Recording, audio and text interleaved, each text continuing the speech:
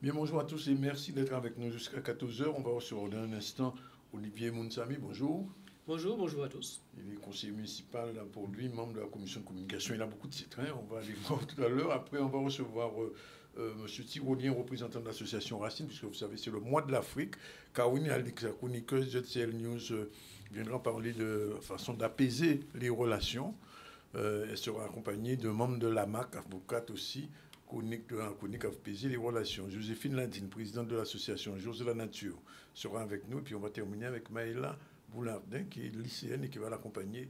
Pour les titres, c'est Iman News. Bonjour. Oui, bonjour Danick, bonjour à tous. Aujourd'hui, l'actualité sera courte. On va parler de la visite du président de la CCI France qui visite nos entreprises à la rencontre des chefs d'entreprise pour connaître mieux les spécificités et difficultés de notre territoire.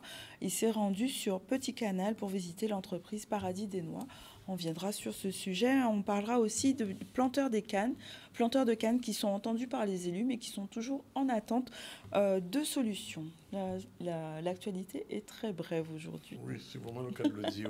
On va commencer avec Olivier Mounsami. Alors, Olivier Mounsami, on l'a invité parce que c'est quelqu'un qui, depuis longtemps, réfléchit sur beaucoup de problématiques liées à la communauté indienne de la Guadeloupe. On se connaît depuis longtemps, il ne faut pas le cacher. Et à ce titre-là, j'aimerais bien avec lui parler un petit peu de ce qui se passe depuis quelque temps, parce qu'il y a beaucoup d'évolutions qui se sont faites. On a vu une grande Diwali, on a vu l'arrivée d'un ambassadeur récemment qui a parlé au niveau économique. Il y a eu un groupe puis trois, plus un seul et demi. Alors, pourquoi ça bouge autant dans la communauté indienne de la Guadeloupe? Alors, tout d'abord, vous le savez, Danick, je n'aime pas le terme communauté indienne de Guadeloupe. Je sais. Donc, les Guadeloupéens d'origine indienne ou les Indo-Guadeloupéens, comme vous voulez, mais le terme communauté ne me convient pas du tout. Donc, vous le savez très bien, on a l'occasion d'en discuter. Oui. Et je connais votre côté provocateur, donc j'imagine bien que c'est parce que vous saviez que j'allais faire cette réponse. Donc, alors pourquoi ça bouge? Effectivement, bon, ça bouge, le monde bouge, les relations bougent. Il y a un besoin de plus en plus pressant d'évoluer, mais d'évoluer dans le bon sens. On se rend compte que, et je crois que ça a été dit lors du passage de l'ambassade de l'Inde en France ici, beaucoup de gens ressentent une absence de lien entre la terre des ancêtres et la Guadeloupe, si bien qu'aujourd'hui que des opportunités se présentent, donc ça bouge dans tous les sens et les gens veulent aller un peu plus loin. Donc, mais bouger ne veut pas dire forcément évolution positive. Le tout, c'est que ça soit contrôlé et qu'il y ait bien un objectif précis derrière et qui réponde aux aspirations de la majorité, en tout cas à un véritable besoin. Alors, je vais faire un petit retour. S'il y a à peu près 10-15 ans, on souffre les Indiens, les Guadeloupéens d'origine indienne, c'est le bon terme, on ne dit pas indo-guadeloupéen, souffraient beaucoup du racisme et on parle aujourd'hui beaucoup du vivre ensemble. Est-ce que vous avez le sentiment que ce vivre ensemble a progressé entre les afro-descendants et les Indiens, les Guadeloupéens d'origine indienne? Oui, les choses évoluent et on le disait souvent aussi, vous avez évoqué tout à l'heure le long passé qu'il y a entre nous et je me rappelle lorsque nous animions ensemble une émission sur une radio locale où nous évoquions des faits d'actualité à la fois de l'Inde, de tout ce qu'on appelle la diaspora indienne et aussi de la Guadeloupe, on évoquait un certain nombre de problèmes liés au manque de connaissances, à l'absence de connaissances. Et c'est vrai que ce qu'on appelle le racisme du côté indien anti-nègre ou du côté nègre anti-indien, il s'explique par des raisons historiques. L'histoire de la Guadeloupe fait qu'il y a eu des antagonismes, des rivalités très fortes qui sont nées ou qui ont été entretenues entre ces deux principales composantes du peuple guadeloupéen. Et c'est vrai qu'au fur et à mesure qu'on évolue, que la connaissance évolue, on se rend compte que même si on a des faits historiques pour les expliquer, mais on peut mieux aussi faire en sorte que cela s'apaise. Mais je ne suis pas persuadé, je ne suis pas convaincu que ça ait complètement disparu. On voit des pays autour de nous qui ont une expérience, j'ai envie de dire, plus avancée que nous en termes d'émancipation et de relations entre ces deux composantes et le problème perdure encore. Il ressurgit à des moments particuliers. Donc, je ne suis pas convaincu que ça va disparaître complètement, mais il faut faire en sorte que, comme vous l'avez dit, comme vous l'avez employé, que nous arrivions à mieux vivre ensemble entre ces deux composantes principales. Qu'est-ce qu'il faudrait pour ça? Qu'est-ce qu'il faudrait à votre avis? Alors, je crois qu'il faut effectivement que nous continuions à essayer de nous approprier nos histoires communes. Nous avons, même si nous venons de deux terres différentes, les terres de nos ancêtres sont deux terres différentes, mais il y a beaucoup de points communs entre ces deux origines. J'évoquais souvent, nous sommes deux civilisations du tambour, nous sommes deux civilisations où les esprits, même si on ne les appelle pas les esprits, mais le rapport à la divinité, à une force supérieure, à la spiritualité est très fort. Donc, il y a beaucoup de points communs entre nos deux civilisations. Et donc, il n'y a pas de raison que nous nous opposions forcément, mais à part les raisons historiques que j'ai évoquées tout à l'heure, et très certainement, ça peut arranger certains que nous continuions à nous battre entre nous. Mais je pense que, comme j'ai dit tout à l'heure, une meilleure connaissance de nous-mêmes et des autres, et une prise en compte du fait que nous appartenons à un même pays, que nous constituons un même peuple, une même nation, peut nous faire contribuer à améliorer ce vivre ensemble. Et bon, j'ai dit que je ne suis pas persuadé que tout va disparaître, mais je pense qu'on peut tendre à une amélioration sensible de nos relations dans le cadre d'une construction d'un destin commun. Alors, je vais vous parler de quelque chose que vous connaissez bien, c'est l'Association guadeloupéenne des Amis de l'Inde, puisque historiquement, vous avez beaucoup contribué à cette association. Elisita Alou l'a reprise il y a 2 ans, je crois, maintenant. Et j'ai l'impression que c'est devenu un petit peu plus difficile pour lui aujourd'hui de faire avancer cette association. Alors, je ne sais pas si c'est difficile ou plus difficile pour lui. Je crois que le monde associatif culturel, si on va employer le terme de guadeloupéen, connaît ce que le monde culturel guadeloupéen connaît, ce que la Guadeloupe connaît, tant sur le plan associatif que politique.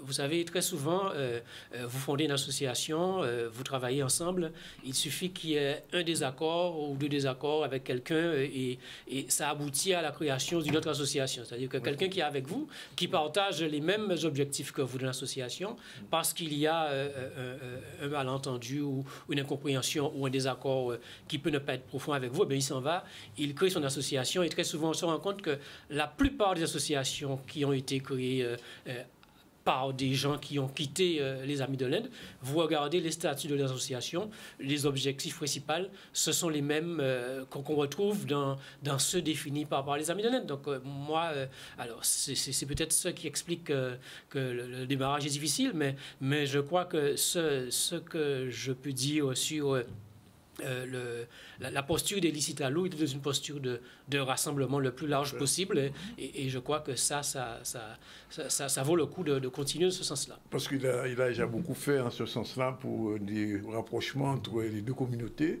et c'est un fait particulier. Je salue l'arrivée de M. Tyrolien, l'association Racine, le mois de l'Afrique. Je voudrais quand même revenir avec vous sur une manifestation qui a eu lieu il y a quelque temps pour lui, c'était pour Sinan Barom. Je suppose que vous savez ça. Le rôle qu'il a joué. C'est un petit canal. Un petit canal, pardon, pas pour le petit canal, pardon. Et le rôle qu'il a joué dans l'histoire de la Guadeloupe. Pas seulement dans l'histoire des Indiens de la Guadeloupe, des Guadeloupéens d'origine indienne ou des Indo-Guadeloupéens comme on veut, mais il a joué un rôle fondamental. Et j'ai l'impression qu'il n'a pas encore pris toute la place qu'il faut dans l'histoire de notre pays. Alors, effectivement, comme vous le disiez il n'y a pas très longtemps, à l'occasion de la réédition du livre Processus de Barom par la région, de la présentation de cette nouvelle édition, il y a eu une manifestation au centre culturel de la culture indienne de Petit Canal, qui a été d'ailleurs créé entre autres par l'association des Amis de l'Inde. Et donc, à cette occasion, les 2 collaborateurs principaux à cette réédition, M. Boutin, qu'on ne présente plus, l'historien, et M. Kailachon, ont développé des aspects de la vie de Sinan Barom que beaucoup ne connaissent pas, et effectivement, qui le font sortir de ce carcan dans lequel on l'avait installé, où on le présentait uniquement comme défenseur des droits civiques indiens, mais ils ont bien démontré que son engagement dépassait les Guadeloupéens d'origine indienne. Alors, pour revenir à votre question précise, alors, je crois que ce qui était pour autant pour nous, les Guadeloupéens d'origine indienne, c'est qu'il s'est battu pour que les Guadeloupéens d'origine indienne de l'époque deviennent des citoyens. C'est le combat pour la citoyenneté. Alors, certains diront qu'on leur remercie pour nous avoir permis d'acquérir la nationalité française, mais pour moi, au-delà de la nationalité française, c'est la citoyenneté, puisque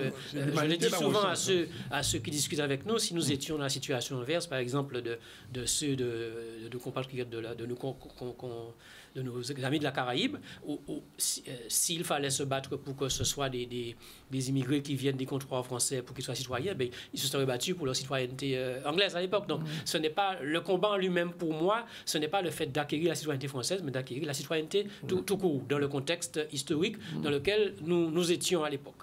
Et donc, c'est ce qu'il faut retenir. Et vous pensez qu'il a sa place, toujours la place méritée dans la société guadeloupéenne? Alors, je ne sais pas s'il l'a encore, mais je crois qu'il faut faire en sorte que... Mais pas Sidney Barham seulement, je crois que... Et là aussi, quand on parlait tout à l'heure de ce qu'il faut faire pour apaiser les tensions, entre guillemets, entre les deux principales composantes du peuple guadeloupéen, je crois que je disais qu'il fallait développer la connaissance, mais il y a des gens comme Sidney Barham, il y a beaucoup d'autres Guadeloupéens d'origine indienne qui ont contribué dans notre domaine à l'édification de la Guadeloupe d'aujourd'hui, et beaucoup de gens ne le savent pas. Beaucoup de gens l'ignorent. Donc peut-être qu'il faut... et quand je le dis, je pense à un livre qui est sorti à Trinidad il y a une quinzaine, une vingtaine d'années, s'intitule The Heroes of the People of Trinidad and Tobago. Et dans ce titre, il mettait en évidence tous les Trinidadiens d'origine indienne qui avaient contribué à l'édification de la nation trinidadienne, du peuple trinidadien. Et ce qui était significatif, c'est qu'il y en avait beaucoup. Alors, pour ceux qui ne savent pas, dans l'histoire de Trinidad, notamment sur les Indiens, il y a eu l'influence d'une église, les presbytériens. Oui. Et beaucoup d'Indiens qui se sont convertis au presbytérianisme, ils ont changé carrément d'identité. Donc, vous retrouvez beaucoup d'Indiens de Trinidad qui portent des noms anglais. Oui. Et lorsque vous voyez des Indiens devant vous, et dans ce livre notamment, on mettait en avant un certain nombre d'entre eux qui ont joué un rôle très très important de l'édification de Trinidad, mais beaucoup de gens même ne savaient pas que c'était des gens d'origine indienne. Donc je crois que là aussi, il y a un travail à faire sur tous ces Guadeloupéens, quel que soit le domaine économique, culturel, qui ont contribué à la construction de la Guadeloupe d'aujourd'hui, et peut-être que on sortirait de l'ignorance, en tout cas de la méconnaissance, et peut-être que ça favoriserait un certain nombre de choses. Alors je reviens vers vous tout à l'heure, je donne la parole à M. Thiroulien qui représente l'association Racine. Oui. Le mois de l'Afrique a commencé déjà depuis 2 semaines, 3 semaines déjà? Depuis 2 semaines, le 3 février, samedi 3 février, c'était la cérémonie d'ouverture. Oui. Et le mois de l'Afrique se poursuit jusqu'au 1er mars. Et samedi, il y a une grande manifestation, je crois. Alors samedi, c'est une très grande manifestation. C'est la 7e édition de l'élection de la Reine de Saba. Oui. Alors c'est quoi la Reine de Saba pour les gens qui ne savent pas? Alors pour les gens qui ne savent pas, la Reine de Saba, c'est un concours qui veut mettre en avant la beauté de la femme noire. Donc c'est un concours qui est ouvert à toutes les femmes qui veulent montrer voilà, leur beauté. Il n'y a pas de... je dirais, de restrictions de taille, d'âge, de morphologie. L'élection est ouverte à tout le monde. Et effectivement, c'est de montrer la beauté de la femme noire, donc au naturel, et sur tous les plans, c'est-à-dire sur le plan physique, sur le plan intellectuel, sur le plan de l'éloquence, voilà, de la prestance.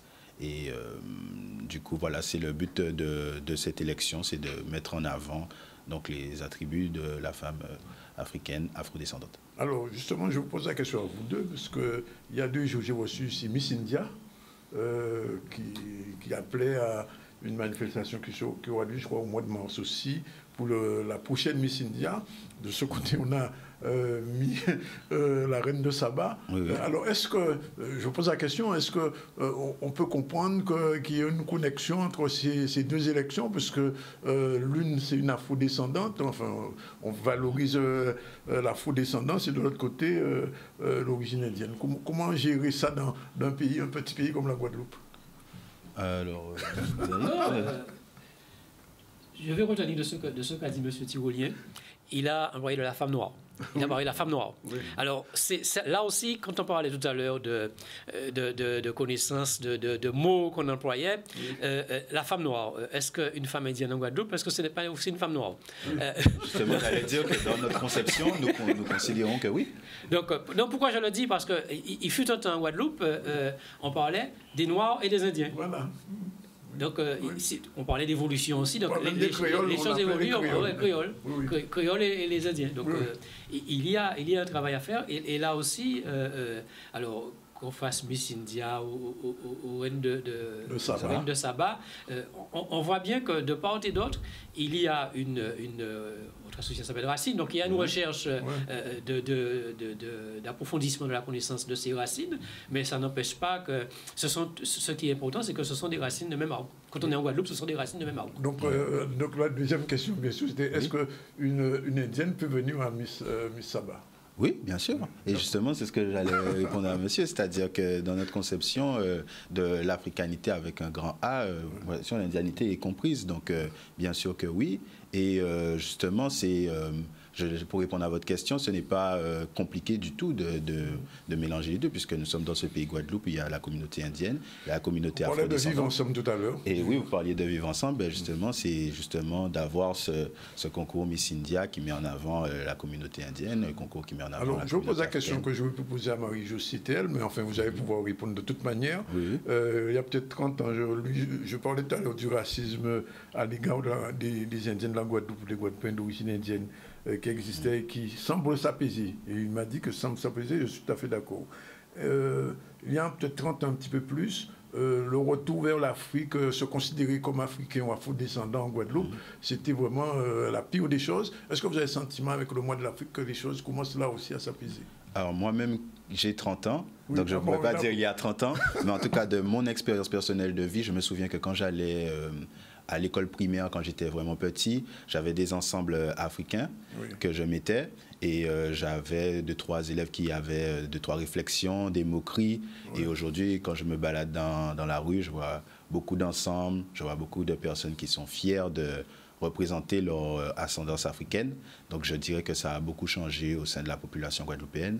On voit, par exemple, là, on vient de terminer la période carnavalesque. J'ai vu beaucoup de groupes mettre en avant l'africanité et l'ancestralité de leur origine par le biais de différents costumes qui mettaient en avant les Zoulous, différentes tribus africaines. Donc je dirais que c'est un processus qui est en bonne voie. Et oui, je pense que maintenant c'est beaucoup plus facile pour un afrodescendant en Guadeloupe de dire je suis africain qu'il y a 30 ans, 40 ans, 50 ans, où c'était très mal vu. On parle du Gwoka, par exemple, beaucoup d'anciens vous disent que de leur époque, jouer du Gwoka, c'était très mal vu. C'était Bitavier Nègre, etc. Il y avait beaucoup d'expressions comme ça. Aujourd'hui, le Gwoka est bien vu, le Gwoka séduit, notamment les jeunes. Donc je pense que oui, il y a une évolution positive autour de la conception et l'identité africaine des Guadeloupéens. Une dernière chose, Olivier, au niveau de la culture guadeloupéenne, l'apport justement des Guadeloupéens indiens, est-ce qu'on le ressent aujourd'hui au niveau de la danse, au niveau du boire et manger? Bon, je sais que le plan national en Guadeloupe, c'est le Colombo, bien évidemment, mais au-delà de ça. Non, moi je crois que de plus en plus... ce ne sont plus que les Guadeloupéens d'origine indienne qui mettent en avant les différents faits qu'on peut considérer faits culturels indo-guadeloupéens. Je crois que ça commence, on parlait d'évolution, il y a une appropriation par tout le monde qui commence à se faire. Et il y a des choses qui me font rire. Par exemple, tout le monde aujourd'hui parle du moringa. Oui. Tout le monde a adopté le moringa. Or, le moringa, en Guadeloupe, beaucoup de... Moi, vous avez 30 ans, moi j'en ai 60. Et quand j'étais petit, ma grand-mère, les Indiens utilisaient ce qu'on appelle aujourd'hui le moringa, que tous les Guadeloupéens connaissent, soit sous le nom de Moulinkile, soit sous le nom de Sadjan. Donc, il y a des choses que d'autres utilisent sans forcément savoir que c'est d'origine... indienne, mais il y a une vulgarisation de beaucoup d'éléments de la culture guadeloupéenne d'origine indienne et par tout le monde. Donc oui, les choses évoluent dans ce sens-là. Alors très rapidement, le rappel des prochaines manifestations. Alors vous avez parlé de samedi, l'élection de la Reine de Saba qui aura lieu à 20h donc à la médiathèque Robert Loison au Moule. Nous avons dès ce soir à 19h à la médiathèque du Lamentin une conférence sur comment concevoir notre langue que l'on appelle créole. Donc c'est une conférence qui sera tenue par plusieurs intervenants. Nous avons Jean-Luc Divial Jolo qui est un écrivain, Bled Maiki qui est un artiste, Dominique Monotuka qui est un avocat et Steve Olivier qui est un professeur de langue guadeloupéenne qui vont justement débattre sur comment concevoir notre langue ici en Guadeloupe. Donc nous avons d'autres conférences majeures d'ici le 1er mars qui sera la cérémonie de clôture. Laissez-moi citer la conférence du 28 février avec Amazama d'Afro City International qui aura lieu donc le 28 février à l'espace Saint-Dominique à Dugazon aux Abîmes, donc à 19h également, et la cérémonie de clôture qui aura lieu donc le vendredi 1er mars à l'instant. C'est un défilé panafricain qui est sous la direction de l'artiste Joël Ursule. Bien, ben, vous remercie tous les deux. On note ça. Bien sûr, Olivier qu'il faut rouvrir parce qu'il y a d'autres bêtises encore pour nous pas parler. Nous ne pouvons même parler du JPLI, etc. Et donc, on va prendre la première pause. On se retrouve tout à l'heure avec Caroline Alix et Marie-Ali Gugnon. À tout de suite. Voilà, nous sommes de retour sur ZCL News. Nous allons recevoir dans un instant Caroline Alix. Bonjour. Bonjour. Elle est accompagnée de Maître Marie-Ali Gugnon. Bonjour. Bonjour. C'est son premier ZCL, pas son dernier. Et on va parler tout à l'heure du harcèlement moral et administratif dans l'administration. Mais avant, on fait un petit tour sur l'actu avec Iman News. Oui, au niveau de l'actualité, on va parler de la visite du président de la CCI France, donc qui va à la rencontre des chefs d'entreprise. Et il a pu se rendre à l'entreprise Paradis-Noir sur Petit Canal pour pouvoir justement rencontrer ses dirigeants et voir mettre en lumière ses actions d'accompagnement. On va voir un reportage de Charlie Dagonia. Paradis des Noix, c'est une entreprise qui se spécialise dans tout ce qui est transformation de noix. On parle de toute forme de noix, des amandes, des noix de cajou, des noix du Brésil, etc. Et notre particularité, c'est d'en faire des enrobages à partir de fruits, d'épices et de légumes locaux. Et donc, en fait, de développer des saveurs qui n'existent pas encore sur le marché. La beauté de la chose aujourd'hui, c'est qu'il y a un ensemble de partenaires qui viennent pour appuyer de tels projets et pour faire en sorte que ça aboutisse. C'est un très beau projet qui a pour ambition de transformer les produits. Donc c'est de la grosse transformation. Des noix qu'on transforme, qu'on enrobe avec les saveurs du pays et qui fait que ça soit un produit authentique et originel. Alors, premièrement, elle est belle et elle est bonne, d'accord ? Elle est belle parce que, vous avez vu, c'est locaux, tout est neuf à l'intérieur, le produit est beau, hein, donc la noix, c'est un beau produit. Et puis, c'est bon, c'est doublement bon. C'est bon parce que c'est bon au goût, avec une originalité extraordinaire. Alors, moi, j'adore le gingembre. Donc, les noix de cajou, gingembre, c'est super bon. Et puis, elle est bonne parce que vous avez compris que derrière cette entreprise, il y a un projet sociétal qui est de verser une partie des bénéfices sur des œuvres caritatives. Et je trouve que c'est ça l'entreprise moderne. Venir voir une entreprise, le paradis des noix, vous imaginez ce que c'est ? C'est-à-dire c'est les noix sous toutes ses formes, au chocolat, à la groseille, naturelle. C'est incroyable cette petite entreprise. Comment, elle s'est créée, c'est une histoire de famille. 2, comment elle regarde déjà vers l'étranger, des Japonais, des Canadiens, des Américains qui s'intéressent à la façon dont on fait les noix. Alors, les noix, en réalité, c'est pas le sujet, c'est ce qu'on met autour. Et là, je peux vous dire, j'ai dégusté. J'encourage tous les Guadeloupéens à venir déguster à Petit Canal. C'est dire que comment la région accompagne effectivement à hauteur de 75% cette entreprise, parce qu'on a bien vu qu'il était nécessaire de donner un coup de pouce à cette entreprise. C'est une jeune Canalienne qui a des idées innovantes, qui a voulu aussi revenir au pays pour dynamiser son territoire. Et ça rentre effectivement dans la stratégie de la région Guadeloupe. Les noix parce que j'adore ça et que c'est une passion de les transformer maintenant. Mais avant, c'était surtout une passion de les déguster.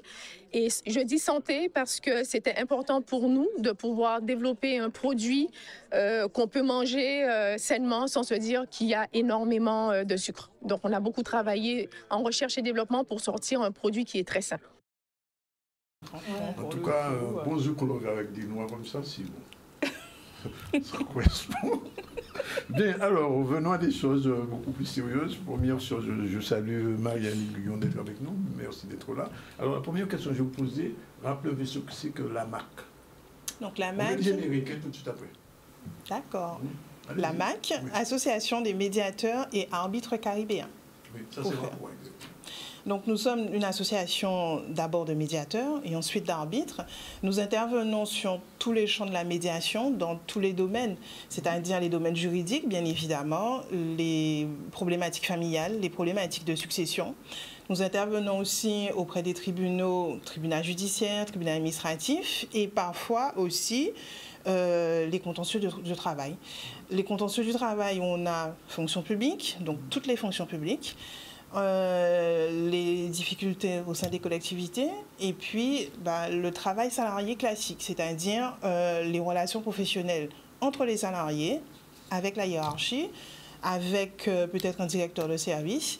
Dès que nous avons une problématique avec une partie humaine, avec des difficultés de personnalité, avec un conflit en dehors de l'aspect juridique, mais qui comporte un aspect humain, un affect qu'il est possible de régler autrement que se diriger systématiquement vers la voie juridique, la médiation a toute sa place.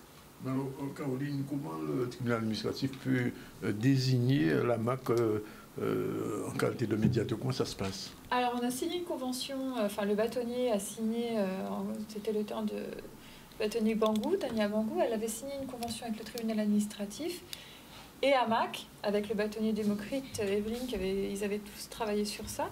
Et donc sur le tribunal administratif, on est souvent désigné dans les dossiers de harcèlement moral. C'est pourquoi Marie-Ali, qui fait plus de droit public que moi habituellement, eh bien, elle s'est proposée pour expliquer aux ZCL eh bien, comment ça se passe dans la fonction publique, le harcèlement moral et comment on le traite en médiation. Quel est l'avantage, Marie-Ali, d'avoir la MAC justement pour ce genre de médiation? L'avantage, il est d'abord sur le plan de la procédure et ensuite sur le plan humain. Quand je parle sur le plan de la procédure, c'est-à-dire que quand on sera avocat, on va construire un dossier, on va d'abord écouter le client, chercher à comprendre la problématique, rassembler des faits, structurer un dossier, monter une stratégie. Ça, c'est la casquette avocat. Lorsque, par contre, l'avocat qui est formé à la médiation, qui a été diplômé et du coup qui a appris à faire de la médiation au sein d'une administration, peut mettre en place un processus qui est totalement différent. Qu'est-ce que nous avons comme avantage? On peut partir sur qu'est-ce qui est à l'origine du conflit humain? Qu'est-ce qui est à l'origine du conflit de personnalité? Qu'est-ce qui fait qu'au sein d'un service, généralement une collectivité, au sein d'une mairie, fonction publique hospitalière, en plus de la charge émotionnelle, en plus de la charge de travail, qu'est-ce qui est à l'origine du conflit humain? À côté, bien évidemment, s'il y a des règles de droit qui doivent être appliquées, les règles de droit doivent être appliquées. La légalité ne peut pas être mise de côté avec un conflit humain. Mais dans la médiation, nous pouvons d'abord traiter le conflit humain, d'abord traiter le conflit de personnes, d'abord chercher qu'est-ce qui enraye la machine, qui fait que le service ne peut pas fonctionner correctement. Ce qui n'est pas possible de faire devant un juge, parce que le juge, il applique la règle de droit, en fait. Alors, est-ce qu'il faut comprendre, Caroline, qu'aujourd'hui, l'avocat à MAC, c'est un avocat un peu spécialisé par rapport à l'avocat qui ne l'est pas? Oui, Comment dire, est-ce que tous les avocats doivent être formés à la médiation aujourd'hui? Alors, comment expliquer? Il y a quand même cette fibre humaine que tout le monde n'a pas et c'est pourquoi c'est sur la base du volontariat. Donc chaque avocat se sent ou pas impliqué dans une formation plus humaniste finalement et moins en lien avec le droit que finalement la personne. Voilà, soit on envisage le droit et la règle de droit pure, soit on se concentre sur la personne. Et c'est vrai que la personne, elle a des enjeux systémiques beaucoup plus complexes que le simple plan juridique. On le voit dans les émissions. Il y a plein de thématiques abordées autour de l'homme, de l'humain, au ZCL. Ça reste le centre d'attention, c'est l'homme. Mais voilà, il y a différentes disciplines et différents experts qui interviennent. Ben, c'est un peu pareil. Il y a des avocats plus sensibles, plus humanistes qui vont se former. Ça a un coût en temps, en argent. Et c'est un vrai effort que je voudrais mettre en valeur aujourd'hui parce qu'on est une quinzaine. Aujourd'hui, c'est Marie-Ali qui s'est proposée de présenter sa matière qui est le droit public en lien avec ce partenariat avec le tribunal. Mais on a aussi d'autres confrères très investis qui méritent la lumière du ZCL. Bien, alors je reviens à Marie-Ali, effectivement, pour vous demander comment faire dans le cadre d'une situation de harcèlement moral en qualité d'avocate. Alors, en qualité d'avocat, on va rassembler tout ce que nous avons comme éléments. Rassembler les éléments, ça sera d'abord écouter la problématique, ensuite accompagner, parce qu'on va rassembler un certain nombre de faits. Les faits, des courriers, ça peut être des mails, ça peut être des textos, bien évidemment. Tous les échanges, tous les faits qui, mis bout à bout, vont permettre de révéler une situation de souffrance au travail, une situation qui est parfois mise en œuvre par le supérieur hiérarchique ou par les collègues de travail, malheureusement. Même par les collègues de travail ? Malheureusement. Oui. Dans les faits de harcèlement moral, on trouve soit des situations orchestrées par un service, 2-3 collègues de travail, ou orchestrées aussi par le supérieur hiérarchique. C'est pour ça que la notion de conflit humain est très importante quand on est dans le cadre de la médiation. Donc l'avocat va nourrir son dossier, il va chercher à comprendre le contexte dans lequel l'agent travaille, le type de concours, le type de formation, les difficultés que auxquelles l'agent est confronté au quotidien. Et ensuite, avec ces éléments-là, ça peut être la mise à l'écart des fonctions habituelles, ça peut être la mise au placard, oui. Ça peut être le retrait du véhicule de fonction, oui. Ça peut être, vous étiez responsable d'une structure où vous travaillez avec 3 ou 4 personnes, et puis on vous isole complètement, et vous vous retrouvez à ne rien faire, vous devenez un agent inutile. On vous fait comprendre que vous êtes devenu un agent inutile. Donc on voit un peu la charge émotionnelle et la douleur de la personne qui se retrouve complètement écartée de ses fonctions habituelles. Et au fur et à mesure, malheureusement, on vous fait comprendre que vous êtes incompétent. Oui. On vous fait comprendre que vous ne servez à rien et que du coup, votre carrière professionnelle se résume à « je ne sais plus rien faire ». Émotionnellement, c'est terrible. Oui, sur le plan aussi de l'évolution professionnelle, vous n'avez plus envie de progresser, vous n'avez plus envie d'apprendre, vous n'avez plus envie d'apprendre, vous n'avez plus envie de travailler. Donc, on se retrouve dans cette logique qui est extrêmement douloureuse. L'avocat, il accueille toutes ces difficultés et il met en place un procédé, il met en place sa stratégie pour que nous puissions, au bout du bout, nous retrouver devant le juge administratif et lui présenter suffisamment d'éléments, suffisamment de faits qui, mis bout à bout, comme je le disais tout à l'heure, vont démontrer que la situation de harcèlement moral, la situation de harcèlement professionnel est avérée.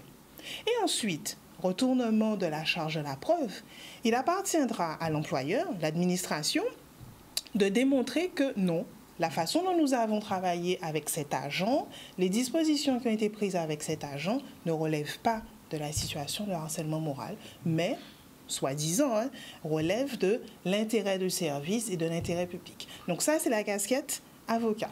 Alors, on va revenir tout à l'heure sur la casquette médiateur, mais je voulais poser une question sans aller dans le dalose. Que dit en gros la loi sur le harcèlement aujourd'hui ? Comment on punit une personne, quelles sont les limites? Parce que je pose la question, est-ce qu'un salarié peut se cacher derrière la loi de harcèlement pour ne rien faire? Absolument pas. Je pense sous le couvert de ma consoeur, mais absolument pas se cacher pour ne rien travailler. Enfin, quand je dis ça... Pas du tout. Oui, bien sûr, bien sûr. Donc, on a des législations qui sont différentes en fonction du secteur dans lequel on va évoluer. Oui. Donc, jusqu'à maintenant, je vous ai présenté plutôt le harcèlement moral et le harcèlement au travail sous l'angle du juge administratif. Oui. Donc on va se baser bien évidemment sur le code de la fonction publique et on va mettre en œuvre les procédures qui sont développées dans le code de justice administrative. C'est essentiellement ce que je pratique au cabinet. À côté, vous avez certains indices et certains process qui seront différents lorsqu'il s'agira de mettre en œuvre les procédés du Code du travail. Donc, législation Code du travail, là, c'est le rapport du salarié avec son employeur classique. Donc, on est dans le Code du travail, la relation entreprise et particulier. Voilà, je cherchais mes mots. Ce qui est sûr, c'est qu'on va attendre du salarié qu'il puisse démontrer la réalité de ce qu'il avance. Et ça, quel que soit le juge devant lequel on est, on va attendre du salarié qu'il puisse démontrer un certain nombre d'éléments, qu'il puisse amener au moins ce qu'on appelle le début de preuve, des indices qui, mis bout à bout, peuvent révéler quelque chose.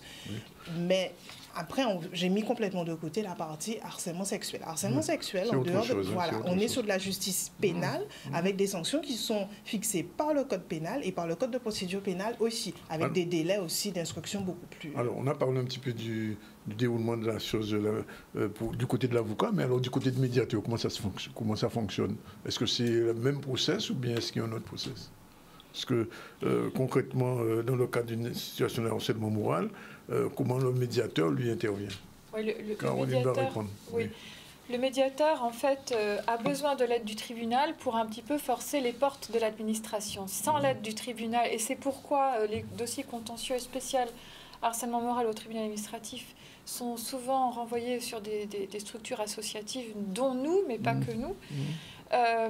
Parce que sans l'impulsion du tribunal, eh bien, c'est un peu le rapport du pot de fer contre le pot de terre. Donc le tribunal est très conscient que l'agent de la fonction publique qui est dans une situation comme ça a besoin de son aide pour ouvrir les portes.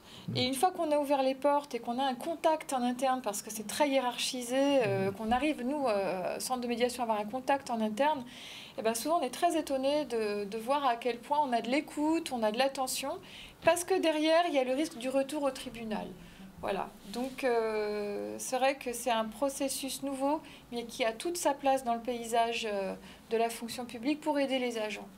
Bon, Marianne, comment on débloque alors les situations de harcèlement au sein des administrations? Parce que le salarié porte plainte, et il y a l'administration dessus. Alors, comment on arrive à ouvrir, je ne vais pas dire la boîte de Pandore, mais enfin qu'on ouvre au moins, on ouvre un petit peu ce qui se passe pour savoir ce qu'il y a à l'intérieur? Ben, c'est presque ça, l'expression la boîte de Pandore n'est pas tout à fait inappropriée en réalité. Et je rebondis sur ce que disait tout à l'heure ma consoeur. Nous avons effectivement, nous en tant que médiateurs, cette difficulté, c'est-à-dire à qui nous pouvons nous adresser, à quel interlocuteur est-ce que nous pouvons faire appel pour débloquer la situation. Sachant que l'objectif du médiateur, ce sera de mettre en place ou de rétablir, si c'est possible, un dialogue commun, un dialogue respectueux et, si possible, chercher la porte de la bienveillance, chercher la porte de l'empathie pour travailler en interne sans forcément que toute l'administration ou que tout le service ne puisse, ne puisse subir ce qui est en train de se passer en interne. Donc, deux objectifs quand on est médiateur et qu'on travaille sur un dossier au sein d'une administration: la coopération d'abord et la participation active. Quand on parle de participation active, c'est qu'il faut vraiment que ça soit une démarche volontaire. Il faut que ça soit une démarche où les principes fondamentaux de la médiation sont compris d'abord, sont expliqués, et nous évoluons dans un cadre qui est extrêmement sécurisant. D'abord parce que nous avons des garanties légales, le secret. Le secret, le secret, le secret. C'est-à-dire que tout ce qui va se faire dans le cadre de la médiation est absolument protégé par le secret du travail, le secret des échanges, le secret des accords aussi qui peuvent être conclus dans le cadre de la médiation. Le médiateur engage sa responsabilité en cas de divulgation.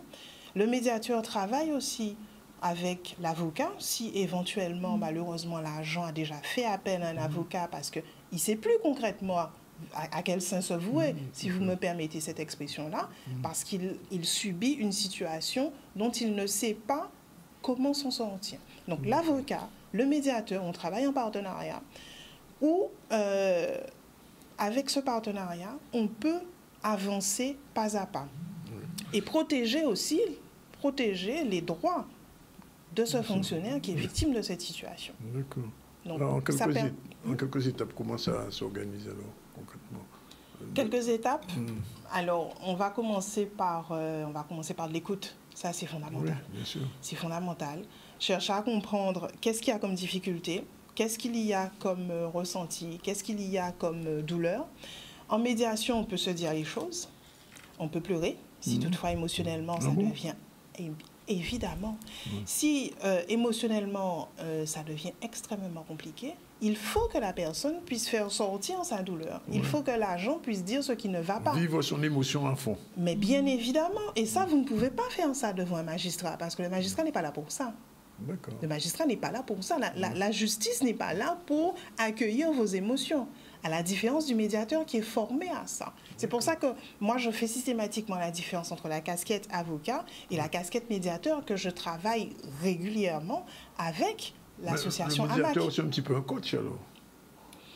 Je ne sais pas si on peut parler de coach, mais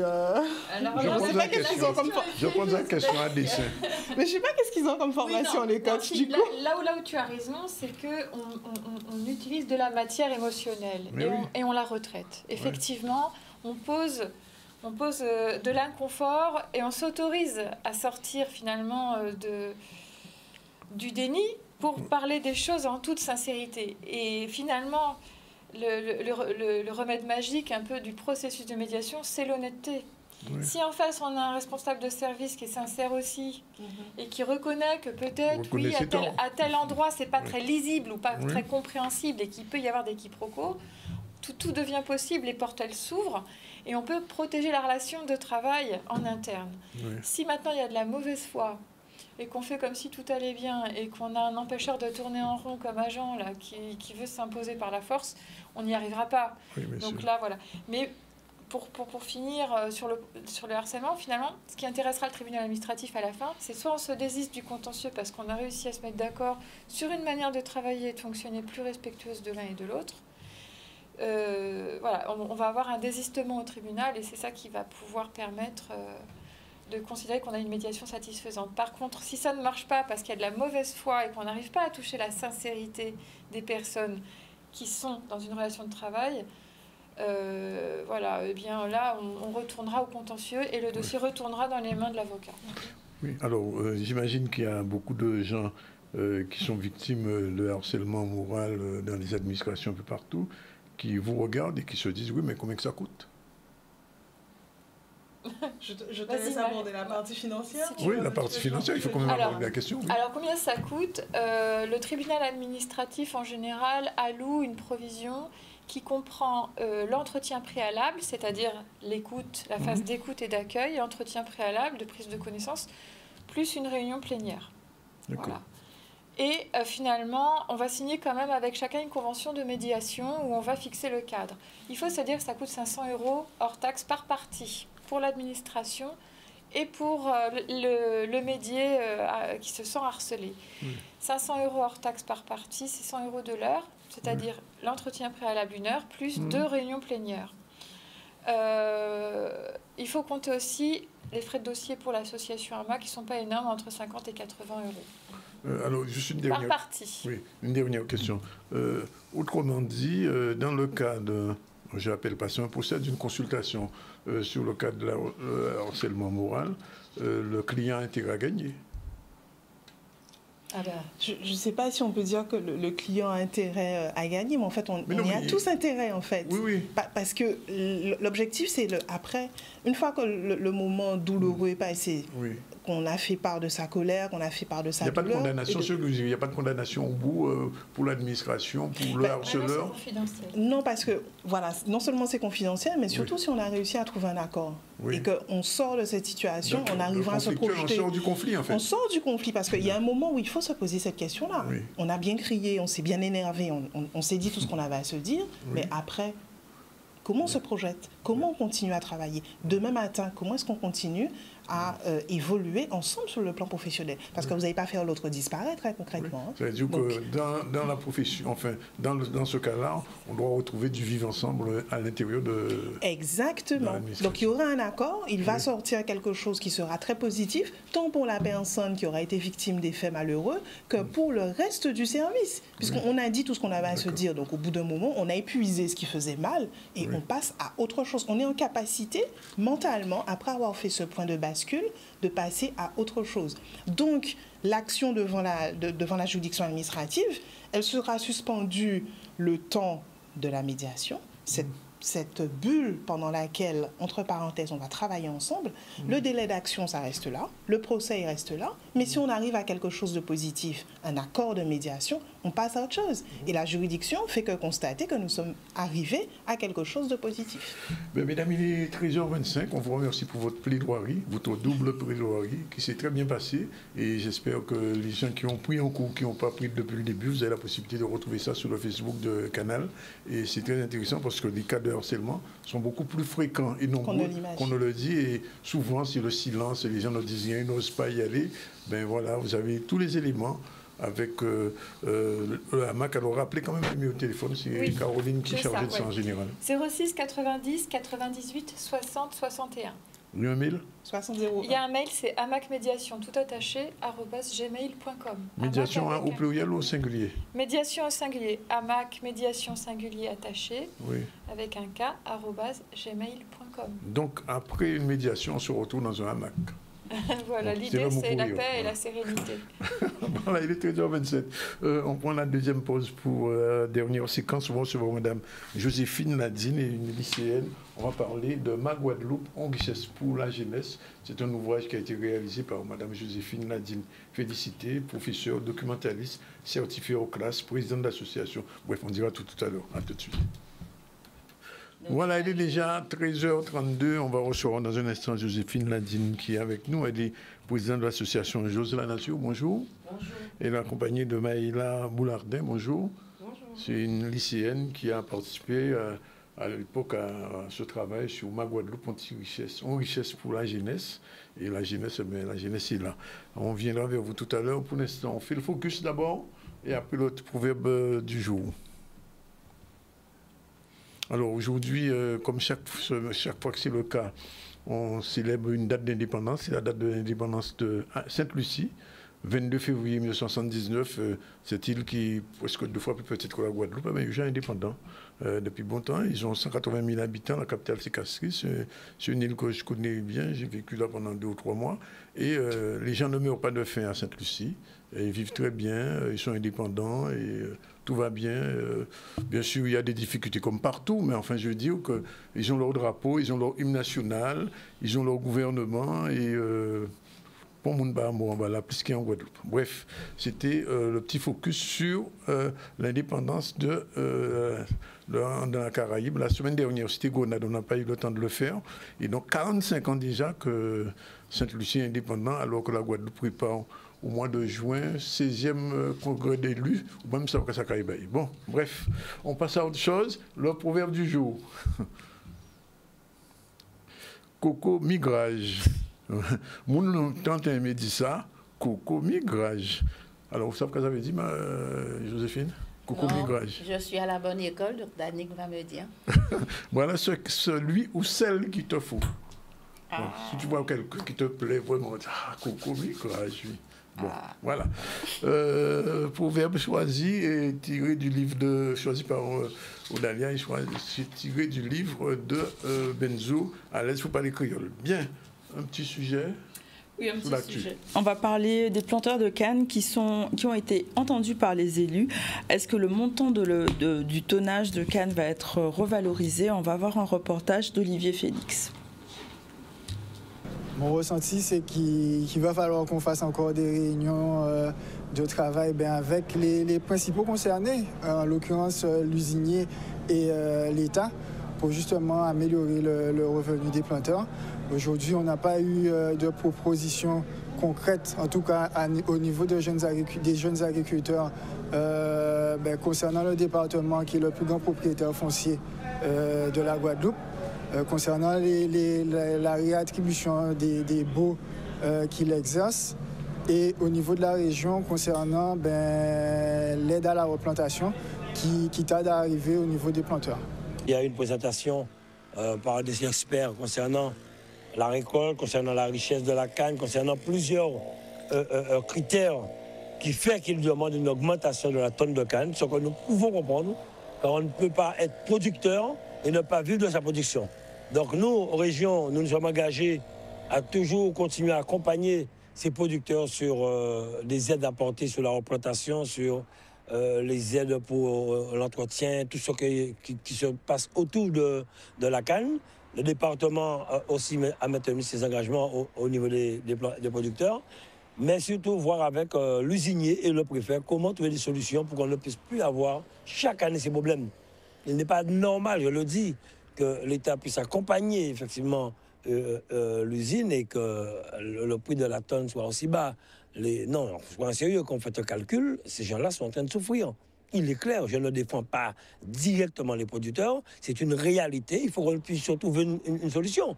Pourquoi à La Réunion, les choses se passent mieux et qu'en Guadeloupe, il y a toujours des problèmes. Donc il faudrait qu'on puisse s'asseoir, discuter, trouver des solutions et essayer de le faire taper du poing sur la table. Personnellement, je suis partisan pour qu'il y ait une refonte du mode de calcul de la canne et qu'il y ait beaucoup plus de transparence. Donc ça, c'est une première chose. Mais cela va nécessiter un temps. On ne pourra pas régler ce problème juste avant la récolte.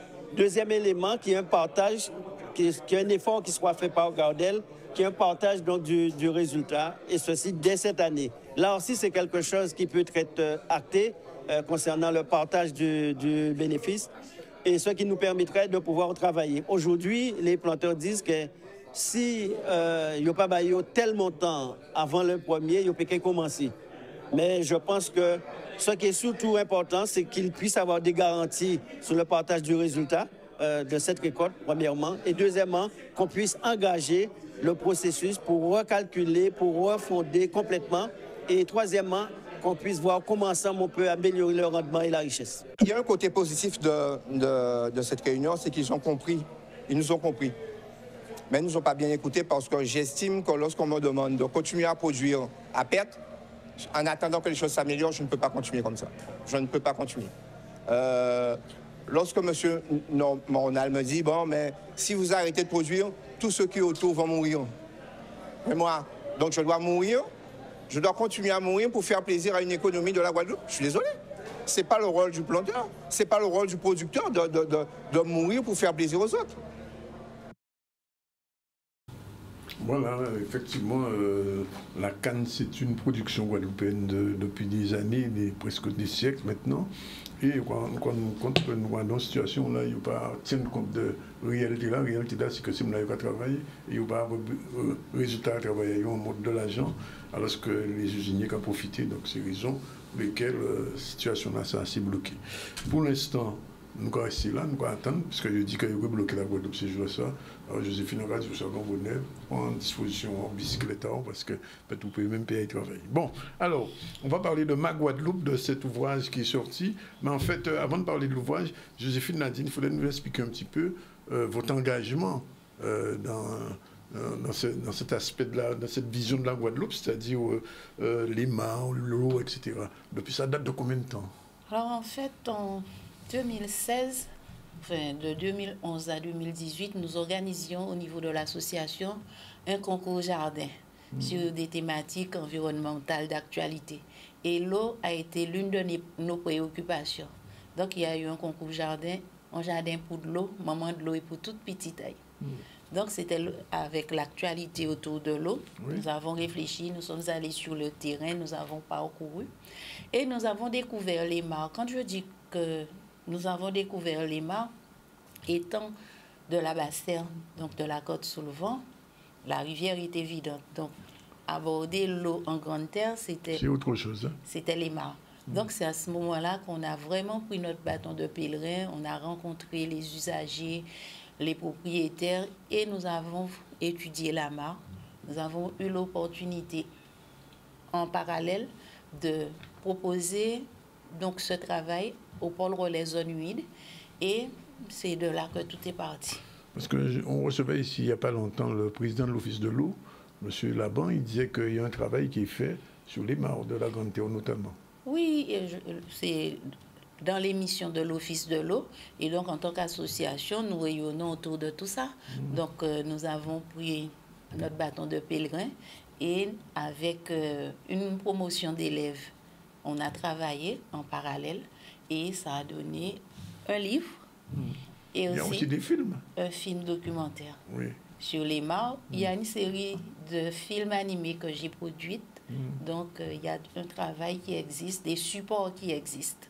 Effectivement. Alors, je pose la question à Maïla Boulandin, elle est lycéenne. J'imagine que vous avez dû travailler avec Madame Landine comme j'étais au collège. Depuis le collège, oui, c'est ça. Comment ça se passait avec elle? On faisait de nombreuses sorties en groupe, donc on était à peu près une dizaine, une quinzaine.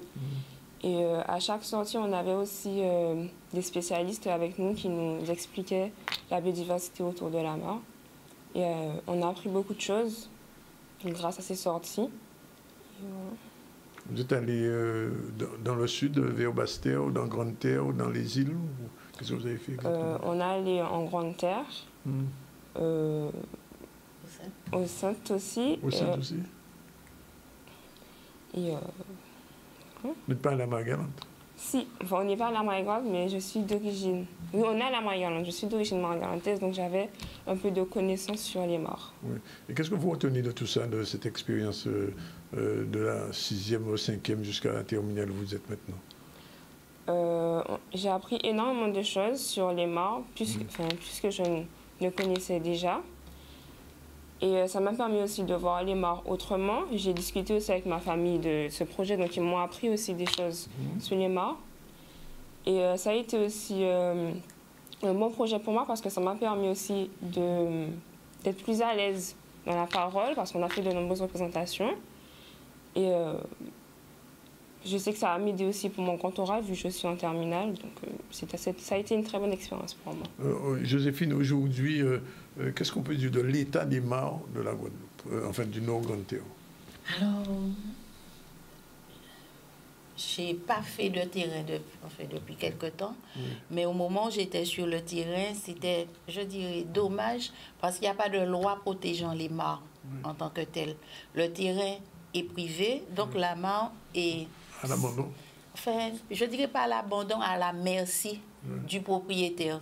S'il veut boucher la mare, il dispose de son terrain.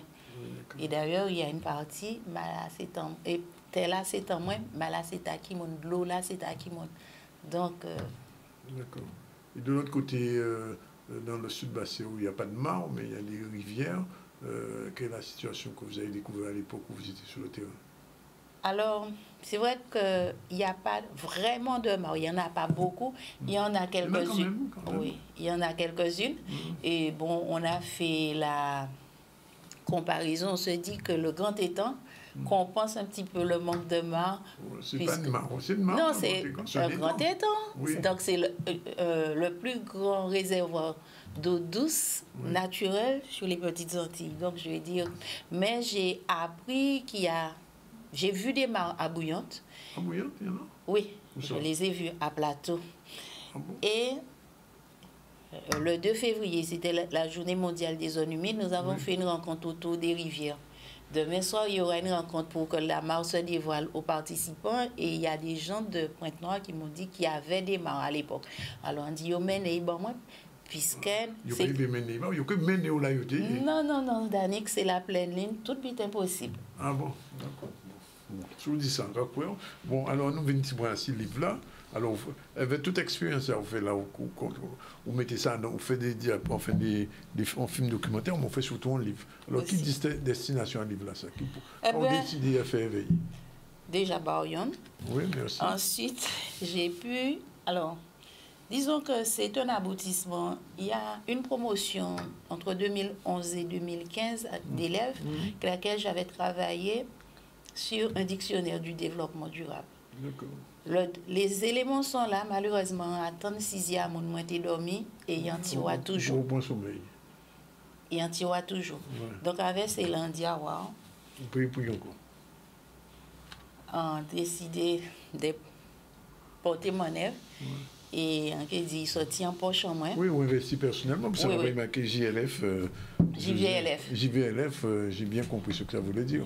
C'est un investissement personnel. Oui, c'est un investissement personnel pour respecter, je dis, les enfants avec lesquels j'ai travaillé. Et donc, il y a chaque petit monde qui travaille trapéon. Mon alentour en nous qui aide nous trapéon. Et là, ça permet moi de porter information, de sensibiliser alentour à la liwandage à l'eau. Alors, est-ce que ça veut dire qu'on fait une série de conférences alentour à livre là ça pour présenter, pour que les gens savent ça, ou bien on va signer dans des librairies qui ont quoi fait? Oui, non, on va ni signature en librairie, c'est plus... On sont autrices ou quoi là? Ah ben, si on a dit ça, merci, on attend quand c'est autrice. Oui. Et donc, c'est plus... Là, on a l'opportunité, là, on sollicite l'association, là, ni des supports, en cas pensé quand on est documentaliste, ça arrête les panibilités en nous, pour nous travailler, pour cette navouer, pour cette savent que... Donc, c'est pour la jeunesse aussi. C'est pour ça, et en radio, demain soir, 2 ou 3 dans cette team-là, qui descendent, ils ont porté expérience à eux, partie à eux, pour nous débattre en les Guadeloupe. Bon. Alors, en tant que documentaliste, est-ce que le travail est terminé ou bien est-ce que vous n'avez pas encore marre d'avoir des morts? J'en ai pas marre, Dani. En fait, le travail sur les morts, ce travail est terminé, mais un travail qu'on s'appelle Jean Fin parce que toujours ni des gens qui portent, ni qui ne connaissent pas. Parce que si même, enfin, le 2 février, nous sommes Pointe-Noire, ben, il y a qu'à attendre. Oui, mais il y a Pointe-Noire. Mais on sait mon Pointe-Noire, Dani. On sait. Ouais.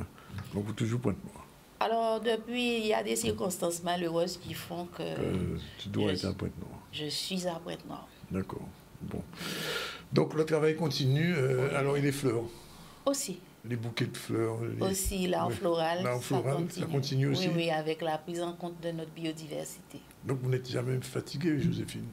Bon, c'est qu'on voit qu'avoir tout le temps télé là pour un là, ça.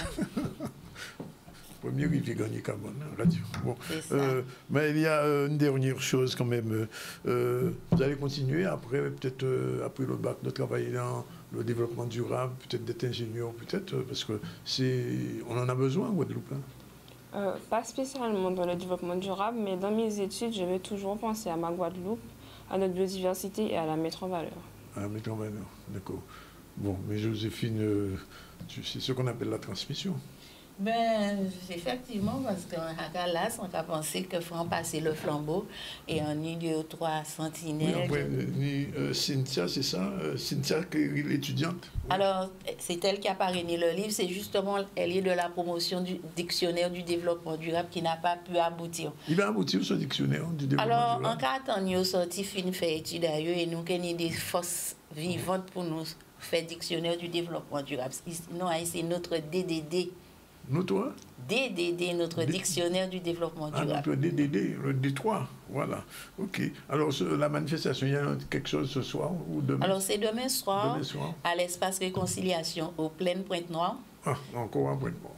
Alors, j'ai un problème. Ça, la Pointe, non, mais j'ai un problème quand j'entends encore à Pointe-Noire parce que, en tant qu'association, nous avons des partenariats avec certaines institutions et Nyon en particulier. Pourquoi tout putain, c'est toujours abîme, toujours abîme. Toujours Bimao, toujours la Pointe. Nous avons la possibilité, l'opportunité d'avoir un espace à Pointe-Noire, donc nous délocalisons. Ce n'est pas chose facile pour délocaliser la manifestation. Elisabeth est d'accord? Camille est d'accord? Mais monsieur le maire sera là. Il sera là? Oui. Oui, d'accord. Et donc, c'est pourquoi nous sommes à Pointe-Noire pour une série d'animations. Non, c'est la liwandage art. Donc, c'est pour conjuguer l'art et l'environnement, pour que l'art vienne au secours à l'environnement. Alors, je vous donne une petite indication. Est-ce que vous avez contacté Mme Gabon? Guy? Oui. Oui. Parce qu'elle fait beaucoup de choses avec l'art et l'environnement aussi. Et, en tant qu'artiste. Ben, quand on fait de l'art floral, je pense que c'est aussi de l'art. Bien sûr, c'est de l'art floral, oui. Alors, l'art floral, c'est l'art environnemental par excellence. On utilise les éléments de la biodiversité. Bien. Ben, on vous félicite pour ce travail, pour la Guadeloupe, pour la jeunesse, en richesse pour la jeunesse et pour le pays. C'est important qu'il y ait des gens comme ça qui s'engagent pour des choses positives dans le pays et nécessaires. On vous remercie d'être venu. Oui, merci. Dernier mot. Eh bien, merci. Nous attendons tous ceux, les premiers couchés qui gagnent Gabon parce que l'espace n'est pas très grand. Donc, les personnes du 2 février avaient déjà pris rendez-vous pour que les CD aux 3 places pour les nouveaux intérêts, donc autour des mares. Ça se fait où à Pointe-Noire exactement? Alors, c'est l'espace Réconciliation, chemin Milliard à Pointe-Noire. Les plaines Pointe-Noire. Ah, les plaines, ah oui, bien sûr. Bon, non seulement Pointe-Noire, mais les plaines en plus. Bon, d'accord, Ouakaza même. Pardon? Ah, bien, alors il est 13h50. Un dernier sujet avec Iman News. Oui, dernier sujet, on va parler de Babette de Rosières et de son festival gastronomique sur Paris. Donc c'est un reportage de Maurice Cessé. La 9e édition du Salon de la gastronomie s'est déroulée au mois de janvier, salon organisé par Babette de Rosières. Pendant 3 jours, il s'agissait de plonger le public du salon à travers un long voyage dans la gastronomie, en passant des Antilles à l'océan Indien et du Pacifique à l'Amérique du Sud. Pour Outre-mer News, Vanda Nico était sur place pour nous. Babette, comment allez-vous? Toujours aussi ravissante et radieuse, mais un peu fatiguée. Ce salon vous a demandé énormément d'énergie. Expliquez-nous comment. De toute façon, d'énergie, je pense que j'en ai à revendre depuis tout le temps. Parce que pour faire un salon comme celui-ci, c'est 1 an de boulot, 1 an de travail acharné, 1 an de patience, 1 an de sous-entendu, de retenue, de plein de choses. Et retenue, c'est pas moi, je suis pas dans la retenue. Mais quelquefois, je suis obligé d'être dans la retenue. Mais c'est beaucoup de bonheur aussi. Le bonheur de voir comment les gens sont heureux dans ce salon. Puisque ce n'est pas un salon phare de Paris ou c'est un fourre-tout, c'est pas un fourre-tout, c'est vraiment un salon à l'identité de notre peuple, à l'identité de nos Outre-mer. Je suis Franck Lasserre, je suis membre de la gouvernance de la Chambre de métier de la Guadeloupe et nous sommes venus ici en délégation de service puisque chaque fois que nous nous déplaçons, nous représentons la région Guadeloupe qui finance d'abord nos projets et ensuite nous voulons faire savoir au monde entier à travers ce salon de la gastronomie le savoir-faire culinaire de la Guadeloupe, car en Guadeloupe nous avons de grands chefs et nous avons surtout beaucoup de jeunes qui veulent faire ce métier parce qu'ils estiment qu'à travers la gastronomie, on peut faire voyager beaucoup de monde et d'ailleurs ils viennent pour beaucoup chez nous parce que la gastronomie, les mets guadeloupéens sont de qualité. Le patrimoine de la gastronomie des Outre-mer. Ah ben, alors, vous savez, quand vous dites les Outre-mer, vous faites bien de stipuler les Outre-mer parce que chaque Outre-mer a sa spécificité et en Guadeloupe comme ailleurs, c'est le patrimoine culturel. À travers la gastronomie, c'est le patrimoine culturel qui est véhiculé. Comme on dit chez nous, mess et l'habitude, mœurs et habitude.